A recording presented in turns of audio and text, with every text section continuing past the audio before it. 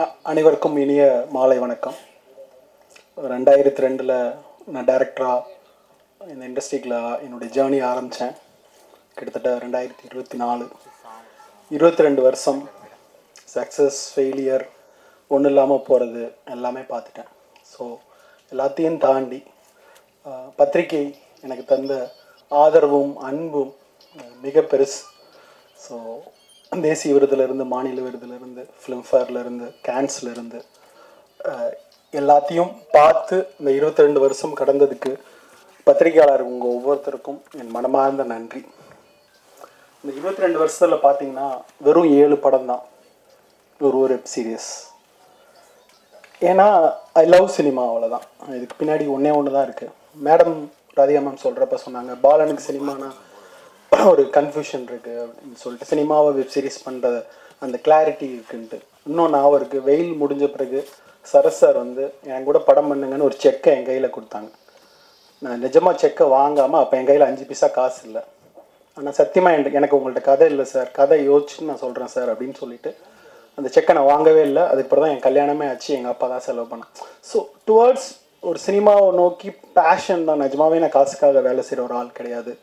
ஏதாவது ஒன்று செய்யணுங்கிற ஒரு இன்ட்ரெஸ்ட், என் படத்தில் ஏதாவது ஒன்று இருக்கணும் அப்படிங்கிற ஆர்வம் தான் எனக்கு எப்பயுமே ஓடிக்கிட்டே இருக்கும். நம்ப மாட்டீங்க, அங்காடி தெரு ரங்கநாத் ஸ்ட்ரீட்டில் ஷூட் பண்ண முடியுமான்னு யாருக்குமே தெரியாது. ஆனால் நான் ஒரு கதையை யோசிச்சுட்டு உட்காந்துட்டு இருந்தேன், முட்டாள் மாதிரி. ஆனால் அது நடந்துச்சு. ஒன்று சத்தியமாக நீங்கள் நம்புனீங்கன்னா எப்பயுமே அது நடக்கும். அதை நான் என் வாழ்நாள் ஃபுல்லாக பார்த்துருக்கேன். சங்கர் சார்கிட்ட பார்த்துருக்கேன். அவர் அவ்வளோ பெரிய பட்ஜெட், அது நடக்கும். எனக்கும் அது நடக்குமானா எனக்கு அங்காடி தெருவில் நடந்துச்சு. வெயிலில் விருதுநகர்லாம் ஷூட் பண்ண முடியாதுன்னு நண்பன் வரதராஜன் சொன்னான். பண்ணுவோம், என்ன நடக்குதுன்னு பார்ப்போம். முதல்ல கேமரா எடுத்துகிட்டு விருதுநகரில் நான் ஷூட் பண்ணேன். அந்த விஷுவல்ஸ் இன்னும் விருதுநகரை புதுசாக மலர்த்தி நிற்குது. ஸோ இப்படி தான் என்னோடய ஜேர்னி. அதனால எனக்கு எப்பயுமே எனக்கு சினிமாங்கிறது முக்கியமான விஷயம். அது டாப்பில் இருந்து பாட்டம் வரைக்கும், 100ஆவது நாள் வார்போஸ் ஓட்டுற வரைக்கும் அந்த படத்தை நானாக சுமந்துட்டு அலைகிற ஒரு ஆளாக தான் நான் எப்பயுமே அந்த சினிமாவில் இருந்திருக்கிறேன், இருப்பேன். இப்படியே என்னை சினிமா இன்னும் வச்சுருக்குன்னு நம்புகிறேன். உங்களுடைய அன்பால் நான் நினைக்கிறேன். அந்த அன்புக்கு நன்றி. தலைமைச் செயலகம் ஒரு சடன் ஆஃப் ஆல், ஒரு கோவிட் லாக்டவுன் ஸ்டார்ட் ஆகிறப்ப ராதிகா மேம் எனக்கு ஃபோன் பண்ணாங்க. பலன், இந்த மாதிரி ஒரு சிஎம் பற்றி ஒரு கதை இருக்குது, நீங்கள் பண்ண முடியுமா அப்படின்னு கேட்டாங்க. அந்த கதையை நான் கேட்டேன். கண்டிப்பாக அவங்கள்ட்ட சொன்ன மாதிரி இந்த கதையை பண்ணால் நம்ம ஊரில் இருக்க முடியாது மேடம் அப்படின்னு சொன்னேன். அதுக்கு பிறகு அந்த கதையை நான் எழுதி வேணால் நான் என் ஸ்க்ரீன் ப்ளே பண்ணி உங்கள்கிட்ட சொல்கிறேன், பிடிச்சிருந்தா நம்ம பண்ணலாம் அப்படின்னு நான் சொன்னேன். கிட்டத்தட்ட ஜெயமோகன் அவர்கிட்ட தான் ஃபஸ்ட்டு சொன்னேன். அவர் தான் இந்த லைன் சொன்னார். அதிலிருந்து தொடர்ந்து டிஸ்கஸ் பண்ணி அவங்கள்ட்ட சொன்னேன். ஸோ உடனே அவங்களுக்கு பிடிச்சிருச்சு.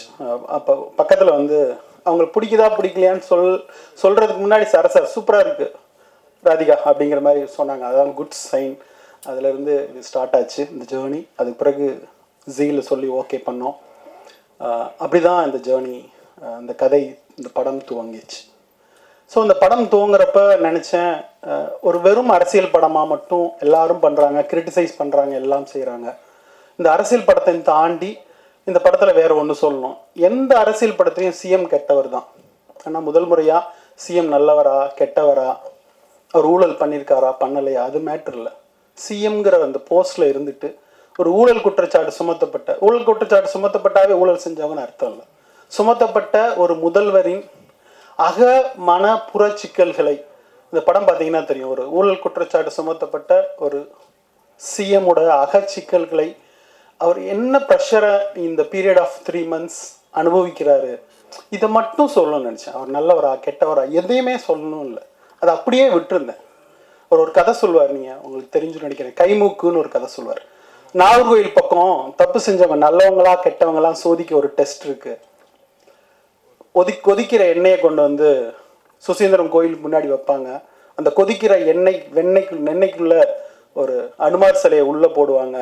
கை வேகாமல் எடுத்துட்டா நல்லவன், கை வெந்துட்டா கெட்டவன் அப்படின்னு சொல்லிட்டு அந்த சின்ன அவங்களுடைய பேத்தி கேட்கும், கை வேகாமல் எடுத்துருவீங்களா அப்படின்னு சொல்லிட்டு. இந்த சமூகத்தில் நம்ம ஏதாவது ஒரு மக்களுக்கு நல்லது செய்யணும் அப்படின்னு நினச்சோம்னா, இல்லை மக்களுக்கு நல்லது செய்கிறது தான் ஒரு தலைவனுடைய வேலை அப்படின்னு நினச்சோம்னா, அதுதான் தலைவனுடைய காதல் அப்படின்னு நினச்சோம்னா, அதுக்கு சில தப்புகள் பண்ண வேண்டியிருக்குங்கிறதான் அதுக்கு பின்னாடி இருக்கிற அண்டர்லைன். அதை தான் நான் இந்த டீசர்னுடைய உங்களுக்கு தெரியும், நீதினா என்ன, மக்கள் மீது கொண்ட காதல் தான் நீதி. மக்களுக்கு நல்லது செய்யணும்னா, அந்த நீதியை காப்பாற்றணும்னா சில தவறுகள் செய்ய வேண்டியிருக்கும். அந்த தவறுகளுக்கு தண்டனை கூட கிடைக்கும். அதை சட்டம்னு சொல்லணுமே தவிர நீதின்னு சொல்லக்கூடாதுன்னு ஒரு இடத்துல சொல்லியிருப்பேன். இது மாதிரி இந்த படம் முழுக்க அரசியலையும் தாண்டி நிறைய விஷயங்களை எனக்கு பேசுறதுக்கு ஒரு இடம் இருந்துச்சு. நான் எல்லா நேரமும் என்னை நான் நான் ரொம்ப ப்ரெஷராக இருக்கிறப்ப நினச்சிருக்க ஒரு இடம் உண்டு. ஸ்ரேயாவும் கிஷோரும் பேசுகிற ஒரு இடம். எவ்வளோ ப்ரெஷராக இருக்கிறீங்க, கட்சி என்ன ஆக போகுது, இந்த நாடு என்ன ஆக போகுது, வீடு என்ன ஆக போகுதுன்னு சொல்கிறப்ப அவங்க ஸ்ரேயா சொல்லுவாங்க, மேற்கு தொடர்ச்சி மலை மேலே ஊறுற எறும்பு நினச்சிக்குமா, இந்த மலையவே நான் தான் தூக்கி சுமக்கிறேன்னு, அது மாதிரி இருக்குது நீங்கள் கவலைப்படுறதுன்னு ஒரு வார்த்தை சொல்லுவாங்க. அவர் அப்படியே கூர்ந்து பார்ப்பார். அப்போ சொல்லுவாங்க, இத்தனை கொய்யா பிஞ்சே இதில் நாம் சிற்றெரும்பே அப்படின்னு பாரதிதாசனுடைய வரியை சொல்லுவார். அவ்வளோ இந்த மேலே உலகத்துல இருந்து கீழே பார்க்குறப்ப நம்மளாம் எறும்பு மாதிரிங்க. நம்ம எந்த ப்ரெஷரையும் தூக்கி சுமக்க தேண்டியவில்லை.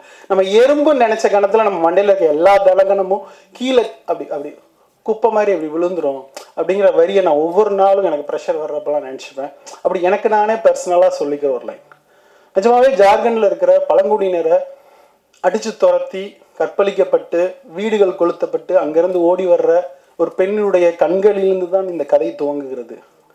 நான் அது கேட்குறப்ப, அந்த லைன் படிக்கிறப்ப எனக்கு தோணுச்சு, காடுன்னா என்னன்னு தெரியுமா அப்படின்னு என் வீட்டில் என் பையன்கிட்ட கேட்டேன். அவன் சொன்னான், ஊட்டிக்கு போனோமே டாடி, ஒரு ரெசார்ட். அப்பா உங்களுக்குலாம் ஊட்டின்னா, ஊட்டியில் இருக்கிற ரெசார்ட்டு தான் காடா, காடுன்னா என்னன்னு தெரியாதா, இந்த வாழ்க்கைன்னா என்ன தெரியாது. இந்த மாதிரி நிறைய கேள்விகளை இந்த வெப் சீரிஸில் இந்த கேள்விகளை அங்கங்கே தொக்கி நிற்க வச்சிருக்கிறது தான் என்னோட இடம் அப்படின்னு நினைக்கிறேன். இந்த கேள்விகளை ஏதோ ஒரு விதையை தூச்சுனா அதுவே ரொம்ப மகிழ்ச்சியாக இருக்கும் நான் நினைக்கிறேன்.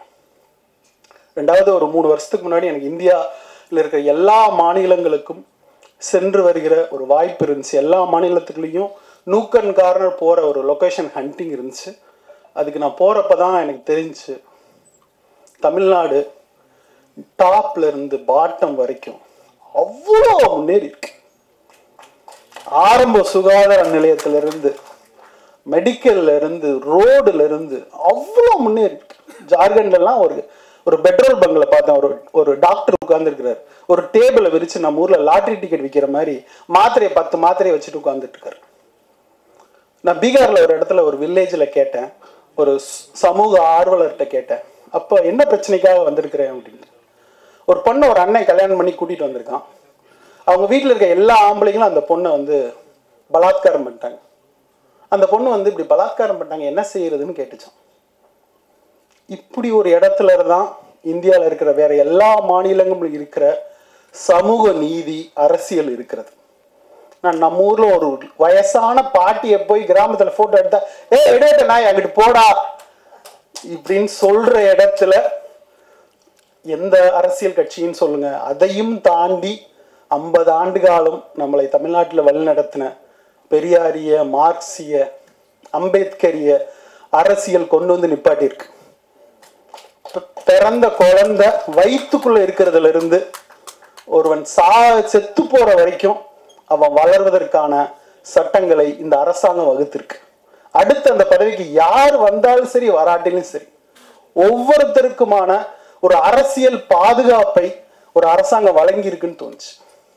என்ன ஊழல் இருந்தாலும் இந்த அரசாங்கம் இதை வழங்கி இருக்குன்னு எனக்கு சந்தோஷமா இருந்துச்சு. இன்னும் இந்த பொலிட்டிக்கலுக்குள்ள இந்த அரசியலை கூர்ந்து பார்க்குறப்ப இந்த உலகத்திலேயே ஜனநாயகத்தை விட சிறந்த ஆட்சி முறை எதுவும் இல்லைன்னு எனக்கு தோணுச்சு. ஜனநாயகத்தை கட்டமைக்கணும்னா ஊழல் நிறைந்ததாக தான் இருக்கும், ஆனால் மக்களுக்கு நலன் போய் சேரும். எப்படி நலன் போய் சேரும்? எதிர்கட்சி ஸ்ட்ராங்காக இருக்கும்.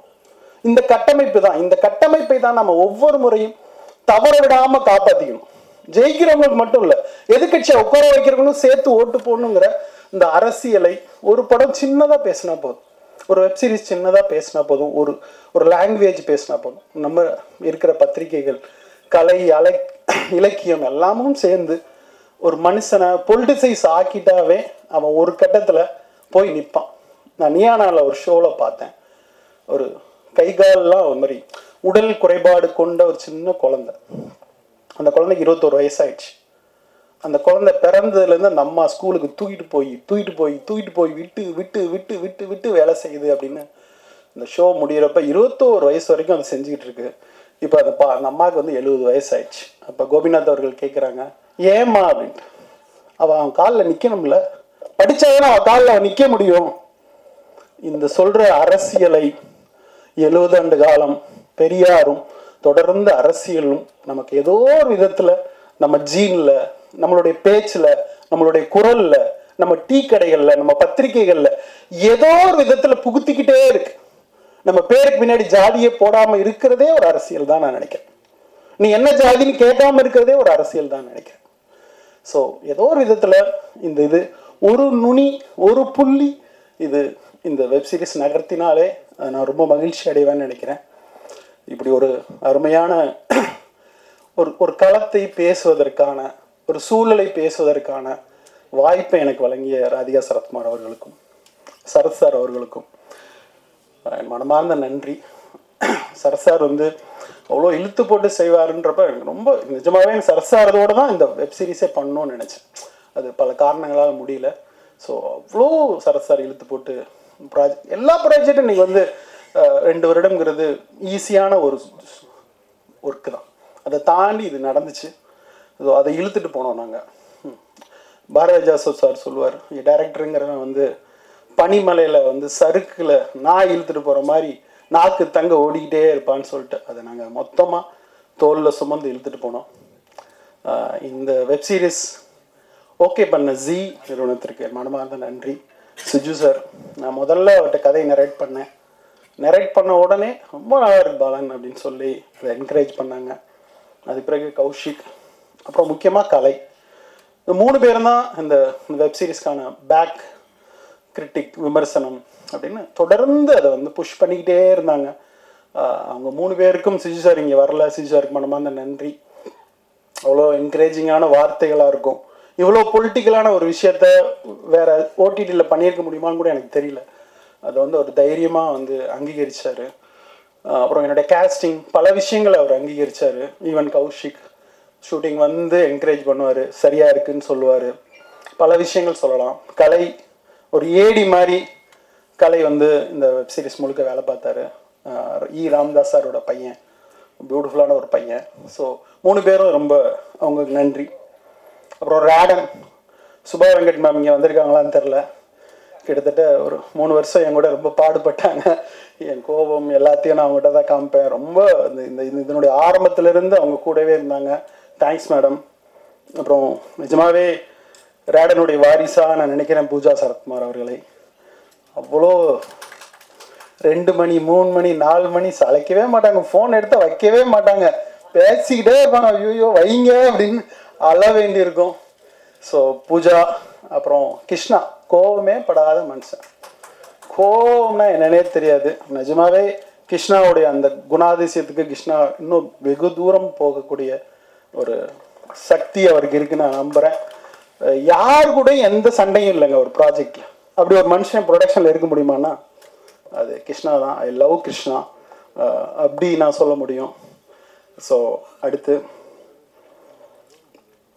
என்னுடைய கேமராமேன், என்னோட பிரபாகர் சார் சொல்லணும்.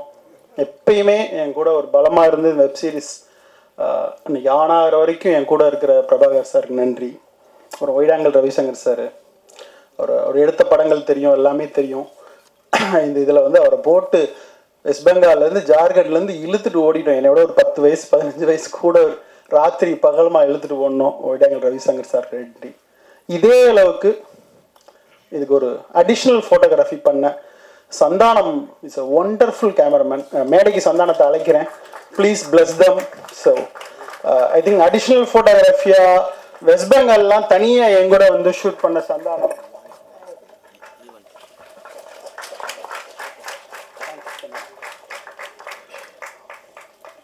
சந்தானத்துக்கு நன்றி.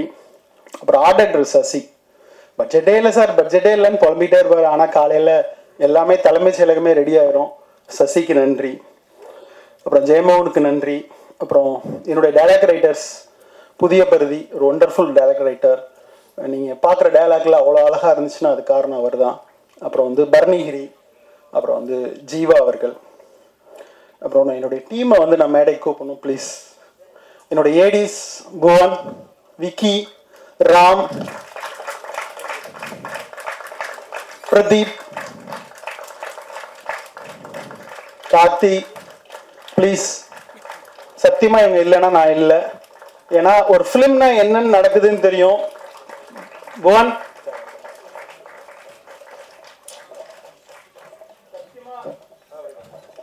சத்தியமா இவங்க இல்லைன்னா நான் இல்லை. ஏன்னா இந்த எபிசோட்ல எங்க ஷூட் பண்றோம்னு எனக்கு தெரியாது. ஏன்னா 8 எபிசோடு 5 hour 20 minutes ஃபுட்டேஜ்.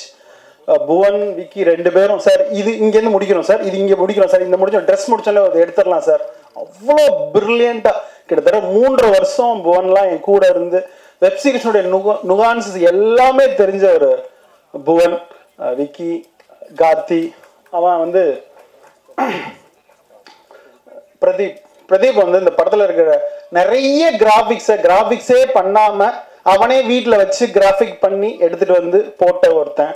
பட்ஜெட்ல சொல்லுவேன் நான் பண்ணி எடுத்துட்டு வந்துடுறேன் சார் அப்படின்னு சொல்லி ஒருத்தன். ஸோ தேங்க்ஸ் கைஸ், நீங்க இல்லைன்னா இல்லை. ஸோ தேங்க்யூ, உங்களால தான் இந்த வெப் சீரிஸ் சாத்தியமாச்சு எனக்கு. So thank you Bhuvan, thank you. உங்க எல்லாருமே நல்ல டைரக்டர் ஆகிறதுக்கான எல்லா சாத்தியக்கூறுகளும் இருக்காங்க. என் கையில காசு இல்லை இருந்தேன்னா புவனை நான் ப்ரொடியூஸ் பண்ணி ஒரு படம் பண்ணுவேன். அந்த அளவுக்கு well talented Vicky, every one also thank you guys. அப்புறம் பட்னம் ரசீத் அவர் இந்த படத்துல இருக்கிற கிஷோர் அவர்களுக்கு வந்து இந்த கெட்டப் வரைஞ்சா சரியா இருக்கும் அப்படின்னு அந்த கெட்டப் வரைஞ்சு கொடுத்தார். நான் கிஷோர் வச்சு டெஸ்ட் ஷூட் எடுக்கிறப்ப அதை நான் பார்த்தேன். அவ்வளோ பியூட்டிஃபுல்லாக இருந்துச்சு. அது வந்து படத்தில் உங்களுக்கு தெரியும். ஸோ எனக்கு அப்படி ஒரு கெட்டப் வந்த பிறகு தான் என்னால் நம்ப முடிஞ்சிச்சு. அவர் ஒரு அருணாச்சலம் சிஎம்மா, அது அவருக்கு நன்றி. ப்ளஸ் லிரிக் ரைட்டர்ஸ், ஆக்ஷன் பண்ணவங்க, அசோசியேட் டைரக்டர் அமல் வரல, பாரதி வரல, அவங்களுக்கு என்னோட நன்றி. Ramesh, one of the second win டைரக்டராக வேலை பார்த்த ரமேஷ். நாகராஜ் டிஸ்கஷன் வந்த நரேஷ், எல்லாருக்கும் நன்றி. ஒட்டுமொத்தமாக நன்றி. உங்களுக்கு இந்த சீரியஸ் பிடிச்சிருந்தா உங்கள் அனைவருக்கும் நன்றி. அப்புறம் என்னுடைய ஆர்டிஸ்ட் ஒருத்தர் கூட விடாமல் மியூசிக் டைரக்டர் ஜிப்ரான் அவர்களுக்கு மிக்க நன்றி. அடிஷ்னல் மியூசிக் பண்ண சைமன் அவர்களுக்கு நன்றி. ஸோ 8 எபிசோடுக்கு ரீரெக்கார்டிங் பண்ணுறது, இது இல்லாமல் சாங்ஸ் வேறு வேணும்னு அடம்பிடிச்சு வாங்கி அப்படின்னு ஒரு படம் மாதிரியே ட்ரீட் பண்ணணும்னு நினச்சேன். அப்படி ஒரு கேரக்டரும் மாயா வந்துச்சு. ஸோ அதையும் நான் பண்ணேன். அதுக்கு பிறகு ஆர்டிஸ்ட் சொல்லலாம், கிஷோர் சார் ஸோ ஒண்டர்ஃபுல். அவர் வந்து பிரமாதமாக படுத்திருக்காரு. அவர் இங்கே வரல, அவர் ஒரு தனி மனிதர். இன்னும் கிஷோர் சார் பற்றி சொன்னாங்க மேனேஜர்லாம் எதுவுமே இல்லைன்ட்டு. இன்னொரு அவரை பற்றி ஒரு நல்ல தகவல், ஒரு அசிஸ்டன்ட் இல்லாமல் கூட ஷூட்டிங் வருவார். ஷூட்டிங்கில் வந்து ஒரு டச்சப் எதுவுமே வச்சுக்க மாட்டார். சாப்பாடு வேணும்னா அவரே போய் ப்ரொடக்ஷன்ஸ்லாம் வரிசையில் நிற்கிறதுக்கு பிளேட்டில் தட்டு எடுத்துகிட்டு வந்து சாப்பிடுவார். ஷூட்டிங் வரணும்னா ஒரு ஆட்டோ பிடிச்சி வருவார், ஆட்டோ பிடிச்சி போவார். இப்படி ஒருத்தரை பார்த்ததே இல்லை. பியூட்டிஃபுல். அவரோட ஆத்மா வெரி குட். அவர் 12:30 மணிக்கு நான் ஷூட்டிங் எடுத்திருந்தா கூட முகத்தில் அப்படியே சந்தோஷம் இருக்கும், எரிச்சலே இருக்காது, என் மேலே கோபமே வராது. எப்படி சார் இப்படி மூஞ்ச வச்சுக்கிறீங்க அப்படின்னு. ஆர்டிஸ்டாக இருக்கிறதா அப்படின்னு சொல்லுவார். சிரிப்பாக வரும். தேங்க்ஸ் கிஷோர் சார், நீங்கள் வரல. ஆனால் ஒவ்வொரு நாளும் சீன் எடிட் பண்ணுறப்ப திருப்பி சீனை பார்க்குறப்ப நான் வந்து என் காட்சி உண்மையாக வந்தது. ஏன்னா ஒரு பொலிட்டிக்கல் வெப் சீரிஸ் பண்ணுறப்ப என் வாழ்க்கைக்குள்ள அது தெரியாது. ஆனால் அது ரொம்ப உண்மையாக இருக்கும். அதை உண்மையாக்குன கிஷோர் சார் அவர்களுக்கு மனமார்ந்த நன்றி. ஸ்ரேயா வந்து இந்த கொற்றவை துர்கா சக்தி இந்த ரோல் வந்தோடனே அவங்க பண்ணால் ரொம்ப நல்லா இருக்கும்னு நினச்சேன். ஏன்னா வெயிலில் வந்து ஒரு 3 நாள் தான் என் படத்தில் வெயிலில் நடிச்சுட்டு போனாங்க. அவங்கள்ட்ட ஒரு 10 வாரத்துக்கு மேலே பேசியிருக்க மாட்டேன் வெயில் நேரத்தில். ஏன்னா எஸ்எஸ் மியூசிக்கில் அவங்கள பார்த்து ஒரு சின்ன பயம் எனக்கு எப்பயுமே இருக்கும். ஸோ அதனால் 3 வாரத்துக்கு கூட பேச மாட்டேன். ஆனால் திருப்பி எடிட் பண்ணி அதை பார்க்குறப்ப எங்கள் ஊர் பாண்டியம்மாவா அவங்க வாழ்ந்துருந்தாங்க. அது பிறகு தொடர்ந்து அவங்களுக்கு அவார்டு கிடச்சிச்சு அந்த படத்தில். தொடர்ந்து அவங்க கூட பேசிகிட்டே இருந்தேன். எனக்கு வந்து இந்த கொற்றவையாக யோசிக்கிறப்ப, ஒரு பொண்ணுக்கு அம்மாவாக யோசிக்கிறப்ப, ஒரு இன்டெலிஜென்ட் உமன் நான் போர்ட்ரேட் பண்ணணுன்னு ஆசைப்பட்டேன். லிட்ரேச்சர் தெரிகிற, அரசியல் தெரிகிற, உண்மையிலேயே அரசியலினுடைய அந்த அந்த கடைசி தீயிலிருந்து கிளம்பி வந்த ஒரு கொற்றவையா நான் நினச்சேன். அப்படி ஒருத்தங்க வேணும் அப்படின்னு நான் ஆசைப்பட்டேன். அவங்களுடைய ஃபிட்னஸ் ஆகட்டும் பிரமாதமாக இருக்கும். என்ன 6 மணிக்கு விடுறோன்னு சொல்லி 9 மணி வரைக்கும் ஷூட் பண்ணால் துப்பாக்கி எடுத்து சுற்றுவேன்னு மிரட்டுவாங்க. அது ஒன்று தான் பயமாக இருக்கும். Thanks Shreya ma'am. Bharath sir வெயில இருந்து எனக்கு பெரிய நட்பு இருக்குது. கெஸ்ட் ரோல் வேணும்னு கேட்டால் கூட அரவானில் பண்ணாங்க. ஸோ இதில் ஒரு ரோல் இருக்குது சார், சொன்னேன் பாரு உங்க கூட வர்றேன், நான் எதுன்னு நீ சொல்ல தேவையில்ல, ஷூட்டிங் வந்துடுறேன் இப்படின்னு சொல்கிற ஒரு பேரன்பு இருக்குது பரத் சார்கிட்ட. சந்தான பாரதி சார் சத்தியமாக சொல்கிறேன், வேற ஒரு ஆக்டர் தான் அதில் நடிக்கணும்னு நான் நினச்சேன். அவர் பேரை தான் நான் ஓகே பண்ணேன் ஜீல. ஆனால் நான் நினச்சேன் அந்த ஆக்டர் நடித்தாருன்னா கெட்டவனாயிரம் அந்த ரோல். ஆனால் நல்லவனா தெரியணும், யார் பண்ணால் நல்லா இருக்கும் அப்படின்னு நினச்சேன். அப்போ தான் சுழல் பார்த்தேன், விக்ரம் பார்த்தேன். சந்தானபாரி சார் நடித்தா அந்த கேரக்டர் இன்னோசென்ட்டாக மாறிடும். எந்த அரசியல் ஆசையும் இல்லாத, தோழன் மீது அன்பு கொண்ட, அந்த 70 வருஷம் பழமை கொண்ட அந்த அந்த அதை வந்து பியூட்டிஃபுல்லாக பண்ணிட்டேன், பிரமாதமாக பண்ணிட்டேன். நான் வந்து அதை ஷூட் பண்ணி முடிச்ச உடனே சாருக்கு ஃபோன் பண்ணி சொன்னேன், சார் பிரமாதமாக இருந்திருக்கு. அந்த அந்த பேசுகிற சீனை ஒரு 12 பக்கம் டைலாக் எழுதிருந்தோம். என்னால் முடியாதியா அப்படின்னாரு. சார் நீ என்ன பேசுவீங்களோ பேசுங்க சார் அப்படின்னு சொன்னேன். அவ்வளோ அருமையாக ஒரு ஆணும் ஆணும் 70 வயசுல கட்டிப்பிடிக்கிறதுல ஒரு அன்பு சுரக்குமா அப்படின்னா எனக்கு தெரியல, எழுதிட்டேன். ஆனால் ஸ்க்ரீனில் கிஷோரும் இவரும் கட்டிப்பிடிக்கிறப்ப கண் கலங்குச்சு, அன்பு சுரந்துச்சு. ஸோ அந்த அன்பை ஒரு முகம் கொண்டு வர முடியும்னா இன்னும் அந்த கல்லங்கப்படம் இல்லாத சந்தான பாரதி சாரை பார்க்குறப்ப எனக்கு ரொம்ப சந்தோஷமா இருக்கும். Thanks sir. நிரூப் ஒரு ஹீரோவாக வந்துடணும், ஹீரோவாக ஒரு படம் பண்ணிடணும்னு நினைக்கிற நேரத்தில் பிரபாகர் சார் சொன்னதுக்காக வந்து நான் என்ன வேணா பண்ணுறேன் சார் அப்படின்னு ஒரு பியூட்டிஃபுல்லான ரோலை சில நாள்லாம் ஷூட்டிங் முடிகிற வரைக்கும் நிருப்பு வந்தாரா வரலையானு எனக்கு தெரியாது. பேக்கப் பண்ண பிறகு நிருப் சார் நான் காலையிலேருந்து வெயிட் பண்ணுறேன், ஐயோ சாரி நிருப்புன்னு கெஞ்சேன். சார் சினிமானா இப்படி தான் சார் நடக்கும் அப்படின்னு புரிஞ்சுக்கிட்ட நிருப்புக்கு நன்றி. கவிதா பாரதி சார் நல்ல நண்பர் ஆகிட்டார் இந்த காலத்தில். சின்ன ரோல் தான், ஆனால் ரொம்ப உண்மையாக அழகாக பியூட்டிஃபுல்லாக பண்ணுறவர். நிறைய பொலிட்டிக்கல் கருத்துக்களை டெய்லி ஃபேஸ்புக்கில் எழுதிட்டு இருக்காரு. அது சீக்கிரம் அவருக்கு நிஜமாகட்டும் அப்படி சொல்லிட்டேன்னு நினைக்கிறேன். ரவி எடிட்டர், என்னுடைய அநீதி படத்தில் நான் ஒரு எடிட்டராக இன்ட்ரோடியூஸ் பண்ணேன். கிட்டத்தட்ட இந்த 3 வருஷம் இந்த வெப் சீரிஸை மட்டும் ஒரு 22,000 தடவை எடிட் பண்ணியிருப்போம். இந்த 22,000 தடவையும் எந்த மனஸ்லேகமும் இல்லாமல் என்னுடைய தொந்தரவை பொறுத்துக்கிட்டு அதை அவுட் போட்டு எடுக்கிறதுங்கிறது ஒரு பெரிய வேலை. ஆனால் அது ரொம்ப பிரமாதமாக பண்ண ரவிக்கு நன்றி. சாஜி சார் ரைட்டராக எனக்கு தெரியும், வெயிலில் இருந்து பியூட்டிஃபுல்லான ரைட்டர். ஆக்டராக மாறின பிறகும் தெரியும். ஆனால் இந்த படத்தில் ஒரு 3 நாள், ஆனால் ஒரு நார்த் இந்தியன் பொலிட்டீஷியன் மாதிரி லுக்கு வேணும் அப்படின்னு சொன்னப்போ 3 நாளில் கிட்டத்தட்ட 12 சீன் ஷூட் பண்ணோம். ஆனால் பிரமாதப்படுத்திட்டேன். சாஜி சார் வர்ற சீன்லாம் அப்படி அவர் பெர்ஃபார்மன்ஸ் ஆகட்டும், அவர் வந்து அதை கேரி பண்ணுற விதமாகட்டும், ஐ திங்க் இது வரைக்கும் நடிச்சதில்ல Saji sir, this is the one the best உங்களுக்கு இது. Plus Siddharth Vipin I love, அவ்வளோ காமெடியாக இருக்கும். அவர் டிவியில் எங்கே போனாலும் பார்த்துக்கிட்டே இருப்பேன். அவர் மியூசிக்கும் பிடிக்கும். ஷூட்டிங்கில் அவ்வளோ லவ்வபிளாக சார் இப்போ இந்த எடுத்தோம்ல இதுக்கு ஒரு ரீரெக்கார்டிங் போட்டிருக்கேன் பார்க்குறீங்களா அப்படின்னு அந்த எடுத்த சீனுக்கு அப்போவே ரீரெக்கார்டிங் போட்டு என் ஸ்பாட்டில் காமிப்பார். ஸோ அவருக்கு நன்றி. பேர் விடுபட்டு போயிருந்தா அனைவரும் மன்னிக்கவும், யாராவது விடுபட்டு போயிருந்தா அனைவருக்கும் நன்றி. இது ஒரு ஒண்டர்ஃபுல் எக்ஸ்பீரியன்ஸாக இந்த நிகழ்வு, இந்த வெப்சீரிஸ் மாதிரி இருக்குது. இது உங்களுடைய ஆதரவால் மக்களிடையும் போய் சென்று சேரும் நான் நம்புகிறேன். நன்றி, வணக்கம். நன்றி சார். திரு ஆதித்யா மேனன் அவர்களை மேடை கழிக்கிறோம். தர்ஷா குப்தா அவர்களை அழைக்கிறோம். சார் சாரி சார், நான் ஆதித்யா மேனன் சாரை பற்றி சொல்லலை. So what a tremendous artist, நீங்கள் நம்ப மாட்டீங்க. நான் வந்து அந்த அந்த அவர் சீன் எல்லாமே ஹிந்தியில் ஷூட் பண்ணோம். அதை தமிழில் டப் பண்ணுவார், ஹிந்தியில் கரெக்ஷன் பண்ணுவார். அவர் என்ஜாய் பண்ணி நடிச்சார். ஒவ்வொரு தடவையும் கேள்வி கேட்பார். நாடா பட்டேக்கர் அப்படி கேள்வி கேட்பார்னு கேள்விப்பட்டிருக்கேன். இது ஏன் இப்படி இருக்கணும், இது ஏன் இப்படி நான் நிற்கணும், இந்த கேரக்டர் இப்படி நிற்பானா நடப்பானா. ஆக்சுவலாக அவரோட நான் ஒர்க் பண்ணப்போ ரொம்ப அவர் சொல்கிற கரெக்ஷன்லாம் அவ்வளோ இன்ட்ரெஸ்டிங்காக இருக்கும். ஸோ நிஜமாவே நான் வந்து அவருடைய நிறைய ஆக்ஷன் படங்களில் பார்த்துருக்கேன். ஆனால் இந்த டைமென்ஷனை ஆதித்ய மேனன் சார்கிட்ட வந்து ஃபர்ஸ்ட் டைம் நான் பார்த்துருக்கேன்.